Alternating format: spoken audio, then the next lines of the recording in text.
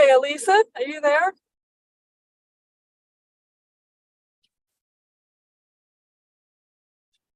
Yes, I am. All right, are they having issues in the conference room or just not? They haven't logged in yet. I am not aware of any issues. I'll call Rita. All right, I mean, it's only 5 minutes, so they're probably just waiting. I just wanted to double check and make sure it wasn't no sound on my end. So I'll No. patiently wait. Thank Okay. you. Thanks. Bye. Bye.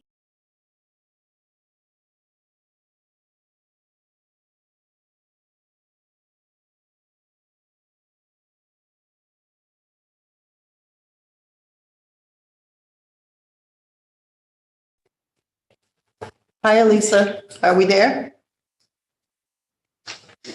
Are you there? Yes, I am. I was just looking up your number. It's gonna call. Okay. Oh, put that video back on. $5,006,000. I have no idea if this is correct or not. Okay, I think we're I good. did look at the rest of the documentation, but I still have nothing to compare it to. It's just- What would you compare it? I don't know. But usually when I look at invoices, I like to see. So once, are we live? Oh, so we are. Hi, everybody. I'm gonna start in about 2 minutes. Just give me 2 minutes, okay? Oh, good. I don't-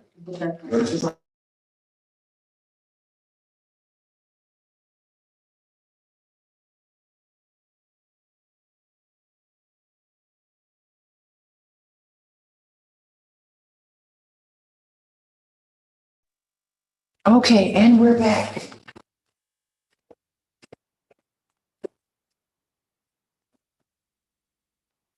Good evening, everyone.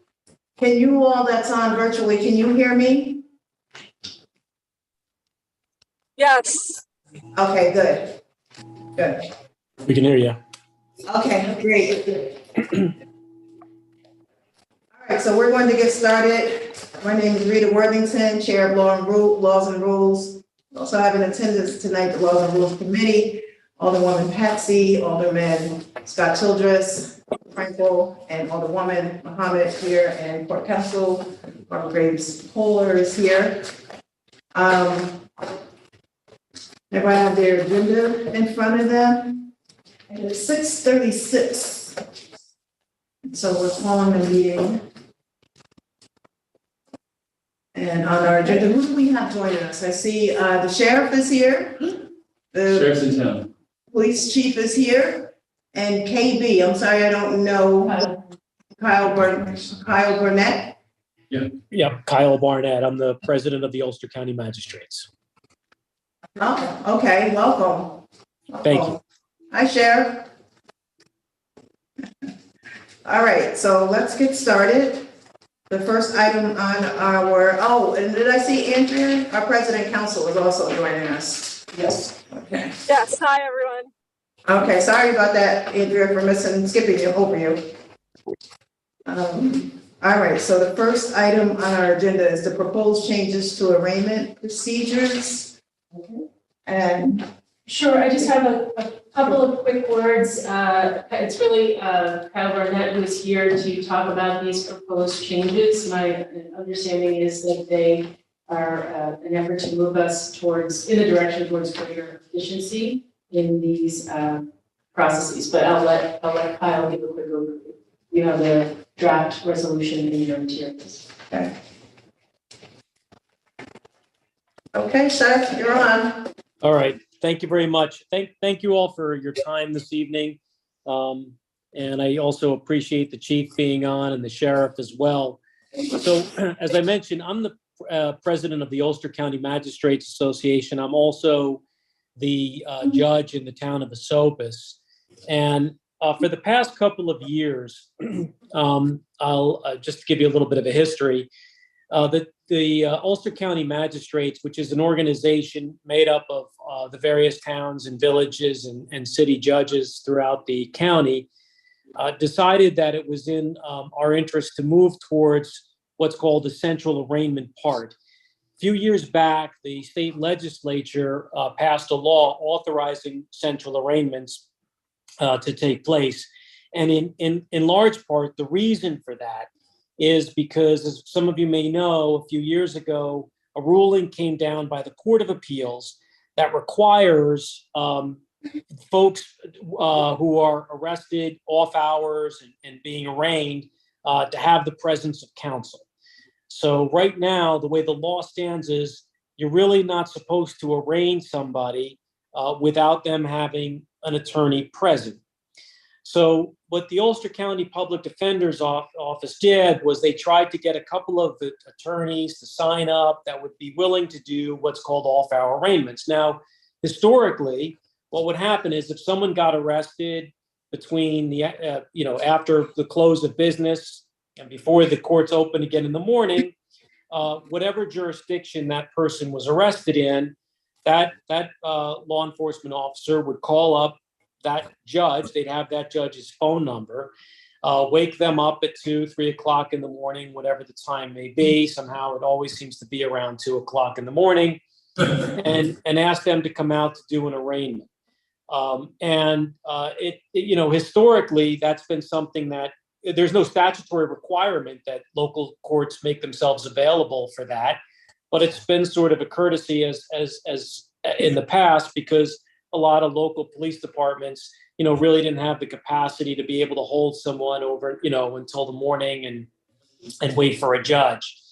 But the problem is, over time, and now with the passage of what's called Hurl Harding, which is the requirement to have a public defender, it's becoming increasingly challenging to be able to get an arraignment after hours and also to have counsel present. And that's not anybody's fault. It's not, this isn't, I say this many times, this isn't the public defender's fault. It's not anybody's fault. It's just the times we're in. It's very challenging to find qualified counsel willing to run around Ulster County and be available for various arraignments. It's becoming extremely more challenging to find people who want to be judges when they realize that part of the job may include getting up at all hours of the night to do these arraignments. And so what's been happening is the police departments are finding it increasingly difficult to be able to accommodate an after-hour arraignment. Well, that's where Cap Court comes in. And so what we've done, and this is through the assistance, through much because of the cooperation of our county sheriff, also the Office of Court Administration that runs us in the 3rd Department, and all the other judges in the county have put together this what's called CAP, Central Arraignment Program. This program already exists in many other counties throughout the state, and it's really becoming, the next trend, because ultimately, right now, the system is breaking. What's happening is we're having more and more situations where we can't find an attorney to represent these people in the middle of the night. And I, for one, as many other judges, are feeling uncomfortable doing those arraignments because it doesn't really comply with the law. So what this system does is, and the sheriff can also give you some updates on where we are in terms of infrastructure. What this does is, if someone is arrested, let me back up. So what happens is we have out of the judges in Ulster County, what will happen is everyone will sign up for what's called a duty week. So one judge will be on duty any particular week. And that judge, what that means is anyone who's arrested after the close of business, let's say before 9 o'clock or so, that judge will make him or herself available to go to a courthouse that's been built at the Ulster County Law Enforcement Center. They'll go to that courthouse. We'll know that there's going to be a public defender there ready to handle the arraignment, and that person will get arraigned. If the person gets arrested after that period of time, then also at the Ulster County Law Enforcement Center, there'll be a holding cell where that person will be held until the following morning, say 6 a.m., when the duty judge comes back on duty, public defender back on duty, and is available to be handling those arraignments. Where we're at now in the process is we're pretty far along, but one of the things we have to do is all municipalities that have their own police department, we need their legislative body to pass a resolution to enter into what's called a memorandum of understanding, an MOU, between that municipality and the sheriff. And what that means is that if somebody gets arrested, and let's say it's in the city of Kingston, and let's say it's not your city PD, because I know your city PD kind of has a holding cell now as it is. But when you get a state police or a sheriff's arrest, that agency and your PD will be able to do it too, will contact the sheriff, make arrangements to have that person transported to the law enforcement center. And from there, the sheriff takes over and holds that person until, if it's after hours, until the following morning, or makes whatever arrangements for the arraignment then. The good news, one of the great things about this for all the local police departments is you no longer will have police officers, state police, local police officers spending hours trying to find a judge, while that judge spends hours trying to find a public defender. Instead, that local police department does the processing. Once the person's arrested, processed, they bring them to the law enforcement center, and then that local officer's back on the street doing what he or she needs to do, which is patrol or whatever else they're working on. So what this cap court is going to do is it's going to solve a whole bunch of problems at once. Number one, we'll be able to get people represented as they need to for the arraignments. And two, we'll be able to get local police departments and their officers, with a finite period of time, they know once they made their arrest, they know once they get into the processing, we'll be able to get them back doing the job that they need to do. So that's where we're at. So right now, what you have before you is a resolution authorizing the Common Council to execute the memorandum of understanding with the sheriff. Right now, we've got, we're right now in the process, we're really on the 10-yard line in terms of getting this thing done. Once the MOU is done, the state will come in, they'll sign off. They've already approved the architecture of the court. They'll approve the holding cell. They'll approve whatever else we have in the infrastructure, approve the hours, and then we're off to the races. We're hoping to get this thing up and running by first quarter. Right now, I have at least 7. I believe I have about 7 other municipalities in the county that have already passed this resolution to sign on for that. The Ulster County Legislature needs to do that as well, but all indications are there that we have full support. I've spoken I've been to the chief of police's meeting, universal support there. I think we've got a lot of support for this thing, and it's something that's desperately needed. And if anybody has any questions, I'd be more than happy to answer them for you. So what would make an arrestee ineligible for this program? Nothing. The only way nothing would make an arrestee ineligible if it's a what's called a qualifying offense. So as some of you may be aware, a few years back, the state legislature passed what's called bail reform.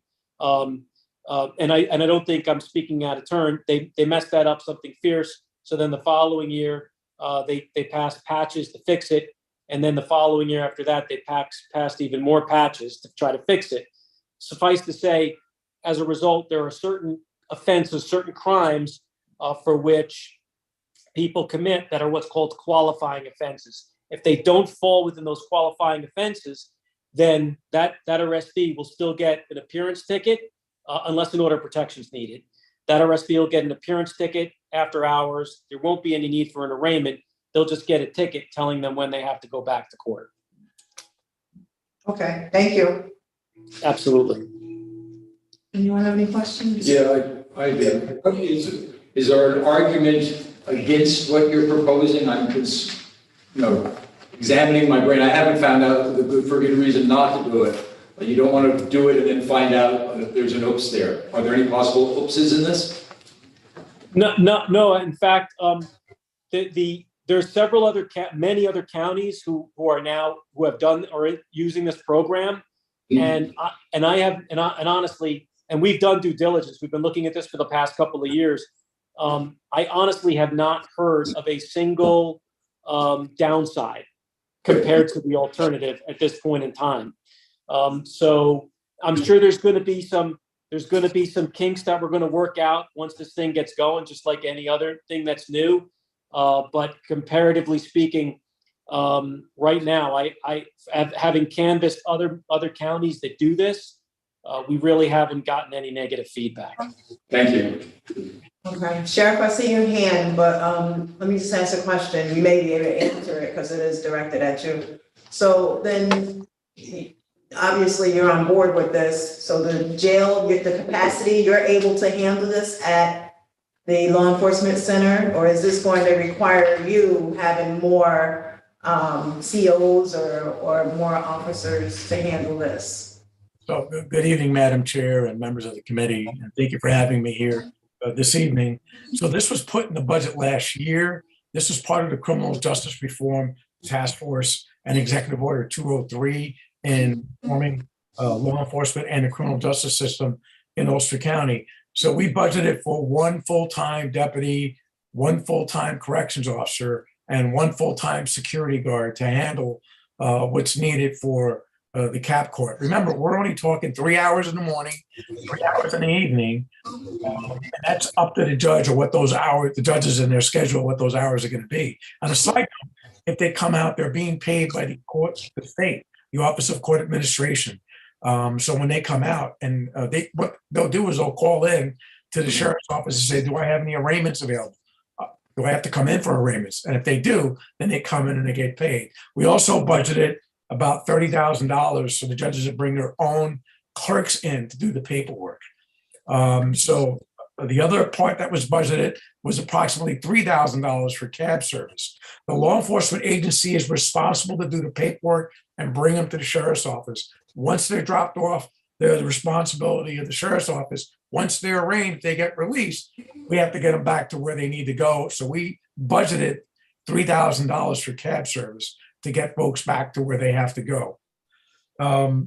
So like the judge said, and if I can continue. Yeah. So like the judge said, we are, the courtroom is 95% complete. It's going to be open to the public during those hours. And the other part of that is that there'll be a room next to the courtroom that will be held for conferencing for both the defense and prosecution. And we're also using that room for the parole folks. Parole was held in Dutchess County for the last several years, and people from Ulster County were being, their parole was being, I can't think of the term right now. It's been a long day. Their parole was being, all right, somebody help me out here with the word. Administered. No, not ministered. They were being violated. That's it. Their parole was being violated because they didn't have rides to get down to Dutchess County. So we're going to have parole on Thursdays for 8 hours in that conference room when court is not in session.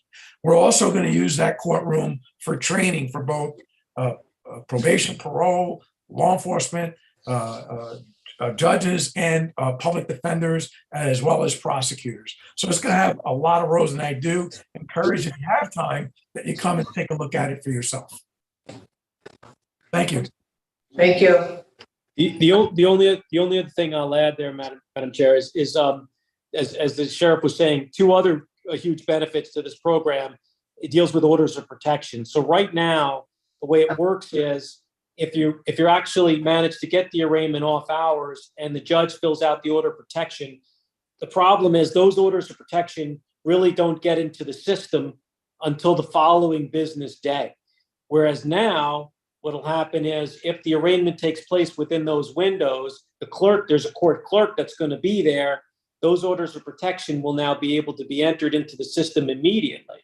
And when it's off hours, when there are no arraignments, if the defendant's being held, then they'll immediately get entered into the system the very next morning, whereas now it's been taking some days.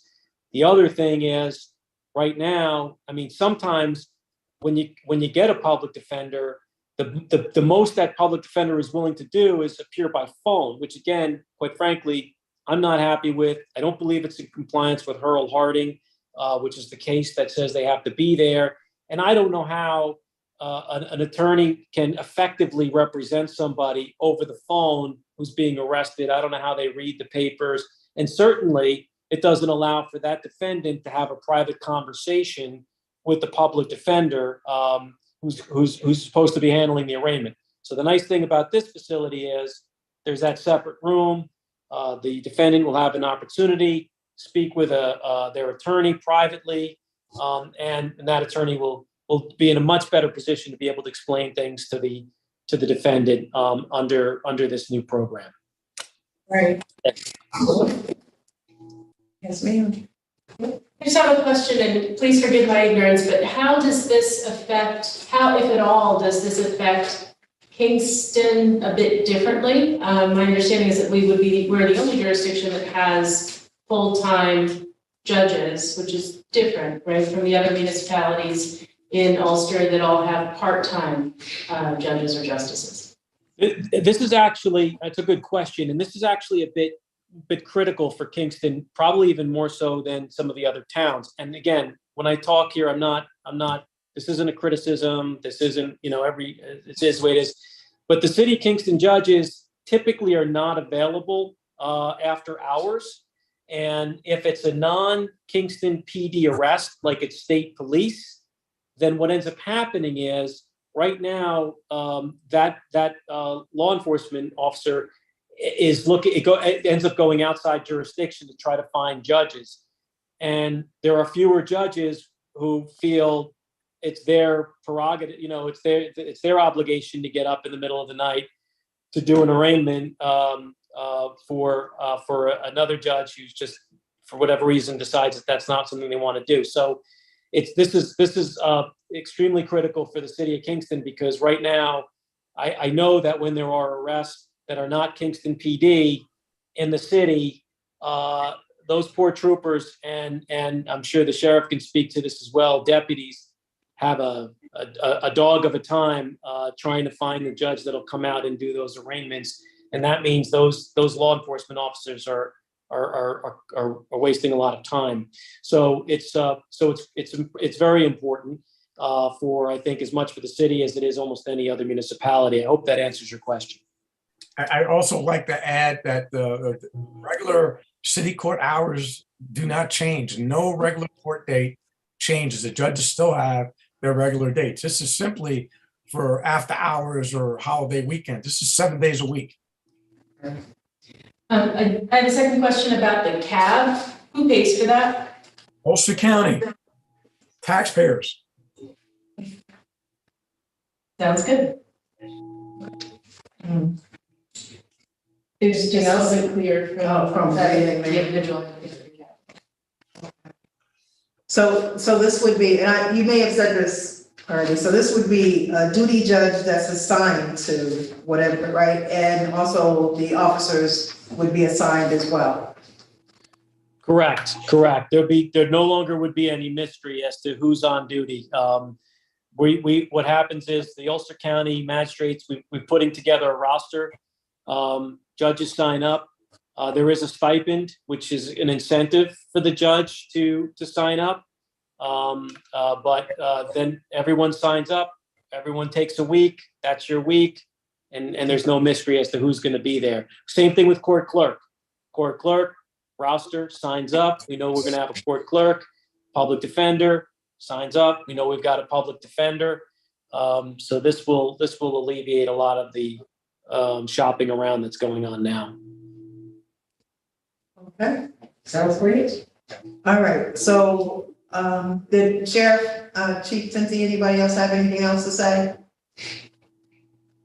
No, thank you for having me this evening. Thank you for being here. Okay, so I mean, it sounds pretty good to me.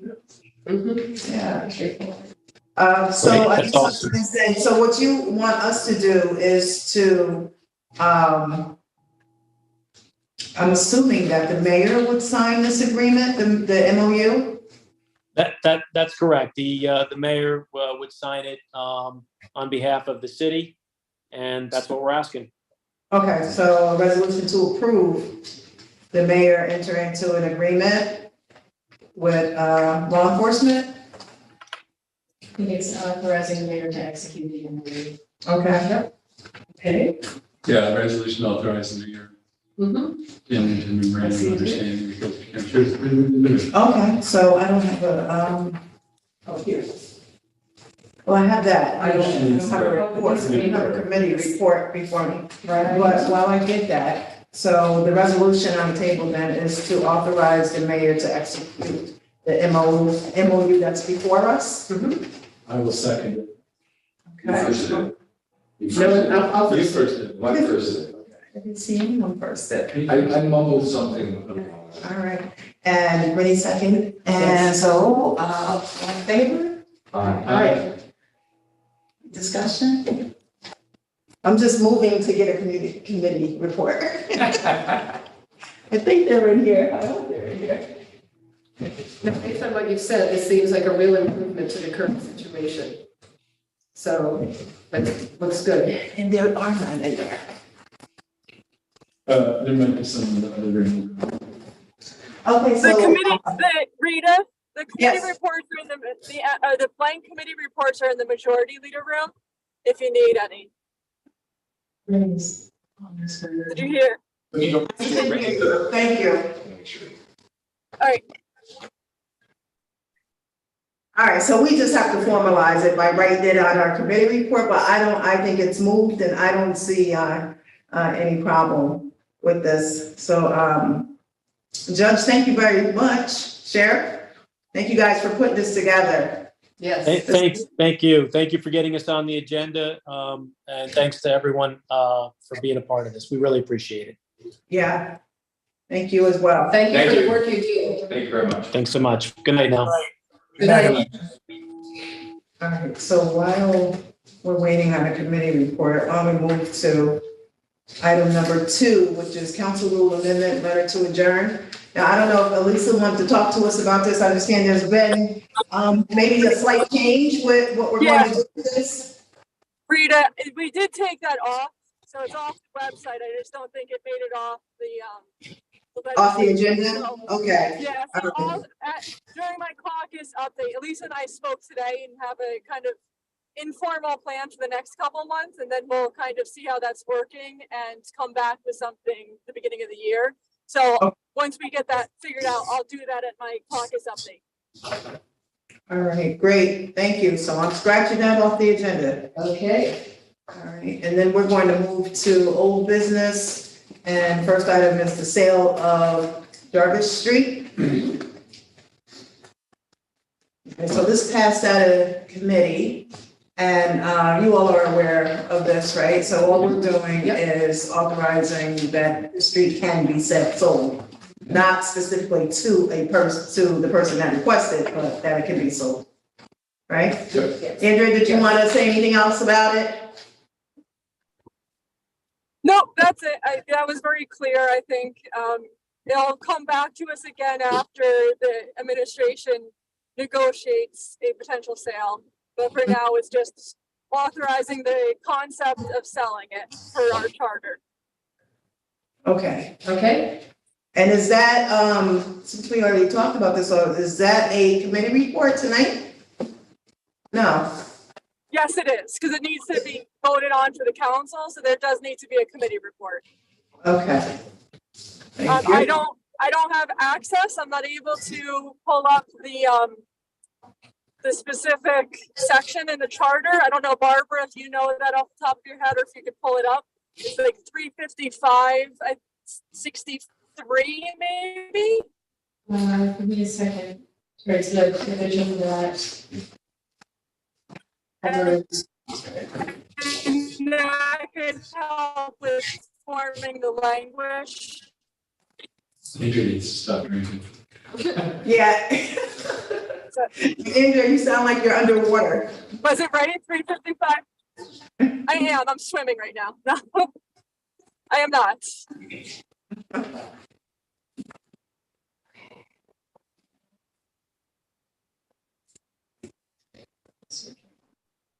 So you need the code provision that governs, street sales?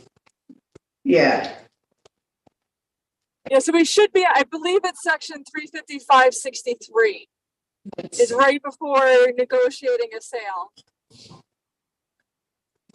That's, we're at 355, 63, well, 64, no, 63, yes, council approval, and then 64 is the negotiation of the sale, which is following the common council approval. And Right, then so we're at 63 right now. there's still steps. And, Yeah, it's still gonna come back to us for actually authorizing the sale. So this is just saying, okay, we are okay with the concept of selling this. We just don't know to whom yet. So if you take that section and base the language from the committee report off of that section. and that section was 63, 64? 355-63. 355-63. Okay, so it's a resolution authorizing the sale of Jarvis Street according to Code Provision 355-63. That makes sense? Yeah, that sounds good to me. I don't know if Barbara is nodding over there, if that she's comfortable with that language, but it seems good to me. Okay, good. All right, so that's the resolution before us. All in favor? I'm sorry, motion? Motion, Second. motion, Naima. Brittany. So, Dennis. All in favor? Aye. Any discussion on that? Ixnay. No? Okay. Thank you. I'll write that out after I Did we vote? finish. Did we move? Did we vote? Didn't we just vote? Yeah. We voted? Yeah, we did. We voted. Any discussion after that? Okay, and was there any discussion? Any discussion? We're good. All right, you want to put your hand up? Good, right. Put your hand up. All right. And then item number 2, vacant property and foreclosure issues. And I'm assuming court counsel is going to talk to us about that. I don't know, this has been on old business for a while, and I didn't prepare anything new for tonight because I know we did a very preliminary discussion, Jonathan and I had a preliminary discussion with the committee, I guess in June, maybe it was July, I can't remember, but it was warm. And one of the issues that we talked about was the need to get some feedback from the buildings department as well on their view of what's required for enforcement purposes and whether or not the proposed changes make sense given some of the code revisions. There's also follow-up work that we need to do after the Supreme Court decision that I talked about several months ago. I'm not prepared to talk about that tonight, but I don't know if Andrea has further thoughts about the process of getting feedback from the buildings department necessary to move this forward. Andrea? I'm sorry, can you say that last? I heard my name and then it kind of trailed off. I don't know if you had any further thoughts about getting feedback from the buildings department on what Jonathan and I presented during the summer. You mean the questions that I just sent to Steve Knox? Yes, because I think we need to get some feedback from that department on the enforcement issues before, we can move the proposed changes forward. Right, yeah, so Steve he does have the list of questions. It was like 2 pages of questions that I gathered. So I'm hoping he'll have most of the answers for us by public safety next week. And then we can take it from there. I have a question. Sure. Where can I find out, since I'm new to this and didn't really come out of council until August, where can I find out what the discussion has been previously? So part of that's easy, part of it's trickier. Okay. The easy part is just watching I believe the presentation that Jonathan and I made was all sort of recorded. Oh, We okay. can find Sure. out the date, whether it was July. I feel like there was one month where we had to adjourn, so it might have been July, or it might have been August. July, okay, Probably July. probably July, because I came out in August and so I guess, okay. But then there were some issues specific to the Supreme Court decision that probably were discussed in privileged session. I see. And so you should just reach out, and I'm happy to touch base. Okay, that would be great. Doesn't. And I would say this, I'm excited to see this happening because there are several properties in Ward 1 that have been vacant for a long, long time. And I think the neighbors will be thrilled. And, you know, if there's a way, let's say, perhaps some sort of a process that might allow those properties to come back onto the tax rolls and be lived in or otherwise utilized. There's no question that the process exists, the process can be fine-tuned, and the question is always implementation. And so that's what we're trying to figure out. Okay, thank you very much. Okay, so then there's no action on that, and we're going to wait until we get some more information. So, right, and I guess if that's happening at public safety, I don't know. I don't usually attend public safety, I can maybe participate remotely, I don't know if be part of that discussion. That's okay. Sorry. Okay. Well, that concludes our agenda items. Anything else? Anyone want to discuss? Andrea, do you have anything for us? I do not. You do not. Okay, then I'll call for a motion to adjourn or dismiss. Not dismiss, adjourn. Close the meeting. It's a tough call. Anybody want to stay? Now, do you want us to all vote on that? Okay, yes. Yes. Thank you, I thought we everybody. should adjourn the meeting. Okay, and that concludes our meeting. Thank you, guys.